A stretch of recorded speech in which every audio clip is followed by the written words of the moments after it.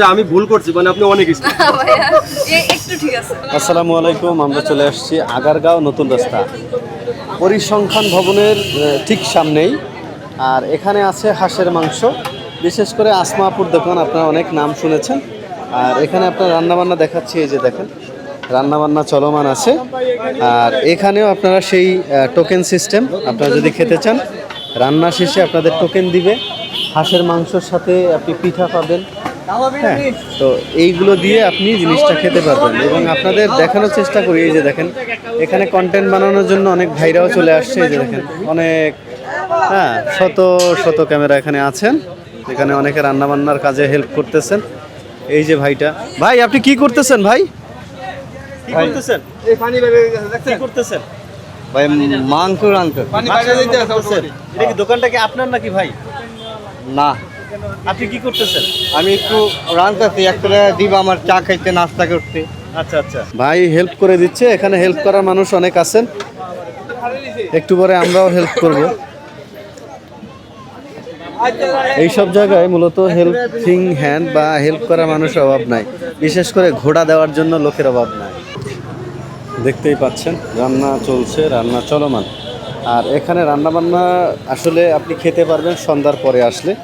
সন্ধ্যার আগে আসলে আপনাকে অপেক্ষা করতে হবে। এখানে সন্ধ্যার আগে কিছু ভাই বোনরা আসছেন, তারা অপেক্ষা করছেন, কারণ ওনারা বিকেল থেকে রান্নাটা শুরু করে সন্ধ্যার পর থেকে পরিবেশন করে। আপু এই মাংস কি কি দিয়ে খাবে? এটা কি রুটি বা কি কি? হ্যাঁ, পিঠা, খোলা জালি পিঠা। আচ্ছা, খোলা জালির পিঠা। আর এছাড়া অন্য কিছু আছে? রুটি বা পরাটা এগুলো নাই না, শুধু একটাই পিঠা।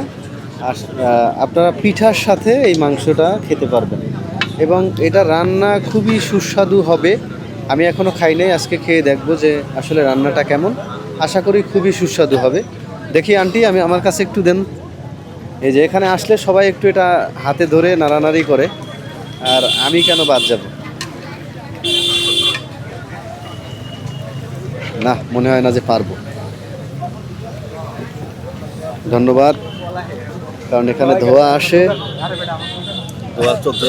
হ্যাঁ, তো রান্না করা আসলে এতটা সোজা না, যতটা সহজ মনে হয় ততটা সহজ না। এই যে আসমা আপুর পিঠাটা ঠিক এই জায়গাটা হয়, উনি পিঠার জন্য প্রসেস করছে। আর এই আপনারা আসমা আপুকে দেখতে পাচ্ছেন, এখানে পিঠা বানাবে এবং মাংসটা যখন রান্না হয়ে যাবে মাংস পরিবেশন করবে, আর গরম গরম পিঠাটা এখান থেকে সার্ভ করা হবে, আপনি সুন্দরভাবে খেতে পারবেন।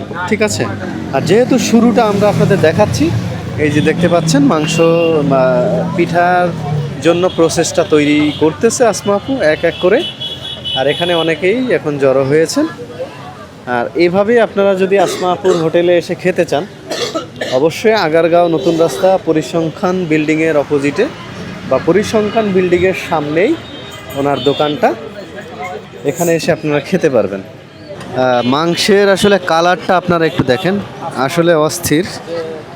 আর এই কালারটা আপনারা আমরা ঘরে যখন রান্না করি এরকম একটা কালার আসে। আপু আজকে কি কি আয়োজন রাখছেন? আমাদের অ্যাজ ইউজুয়াল হাঁসের মাংস, গরুর মাংস, কাঁকড়া ভুনা আর খোলা জালি পিঠা।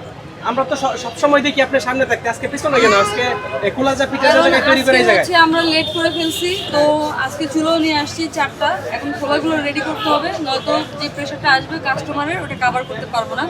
যার কারণে আমি এখানে চলে আসছি যাতে এগুলো রেডি হতে থাকে ততক্ষণে আর কি। আজকে কতগুলো হাঁস নিয়ে আসছেন? আজকে নিয়ে এসছি ভাই এটা কি সিক্রেট বলা যায় না? যে সময় জিগাই যে কতগুলো আনছেন, কোয়ান্টিটি বলেন না, কারণটা কি? কোয়ান্টিটি ব্যাপারটা হচ্ছে বিজনেস ভাই, বিজনেস করতে আসছি, শপের জন্য আসি নাই। তো বিজনেস করবো, বিকজ আমি অনেক কষ্ট করে হচ্ছে এত দূর আসছি। এখন হচ্ছে কি আমি চাই না আমার এই বিজনেসের প্রতি মানুষের কোনো বদনজর পড়ুক, এটা পুরোটা কালো হয়ে যাবে, দেন এটা আমি হচ্ছে ক্লিক করবো। আপু, আমার একটা প্রশ্ন ছিল। ভাইয়া বলেন। আপনি অন্যদের তুলনায় যথেষ্ট স্মার্ট, বিশেষ করে কথাবার্তা সব দিক থেকে, কিন্তু এই যে আমাদের জন্য কি আপনি কোনো বিরক্তিকর? না ভাইয়া, এই যে পুরো যাচ্ছে পিঠা পুরো যাচ্ছে। এই আসমা আপু, এই মিতা, আমরা কি আপনার বিরক্ত হওয়ার কোনো না কারণ? ভাইয়া, আপনারা কখনই আমার বিরক্তি হওয়ার কারণ না। আসলে হচ্ছে আমি যেহেতু হাঁস নিয়ে কাজ করতেছি, তো হাঁসের ব্যাপারটা কি হয়, আমরা সকাল 7টা বাজে হচ্ছে হাঁসের জন্য বসি, এক বসে 3:30 বেজে যায়। অর্থাৎ সময় আমাদের থেকে অনেক দ্রুত দৌড়ায়, আমরা পারি না। আমাদের এখানে থাকার কথা 3টার দিকে, বাট আমাদের আস্তে আস্তে 5টা বেজে যায়। হাঁসের জন্য। তো ওই যে প্রেশারটা যে আমার হচ্ছে গিয়ে তাড়াতাড়ি যেতে হবে, তাড়াতাড়ি সব কিছু গোছাতে হবে, তাড়াতাড়ি রান্না করতে হবে, এই দৌড়ের উপরে হয়তো বা অনেক সময় যে বলি ভাই একটু পরে পরে, বাট আপনারা অবশ্যই বিরক্তির কারণ না, কারণ আমার যে কাস্টমারগুলো আসতেছে অবশ্যই আপনাদের মাধ্যমেই আসতেছে, এটার জন্য চিরকৃতজ্ঞ আপনাদের প্রতি। আচ্ছা, আমরা তো আসমাপুর এখানে আসছি, আসমাপুর কথাও শুনলাম।